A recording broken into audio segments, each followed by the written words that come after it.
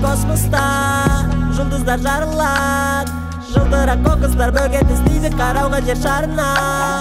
Бәлкім кейде бізде дәл солай шатасамыз, мән беріп бәріне кетек көрмей сикірді нағыз ұлы тыныштық.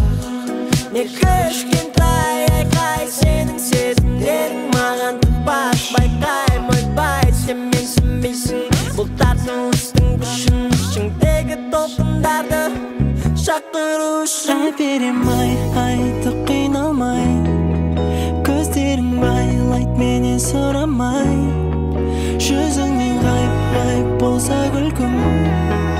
Әперем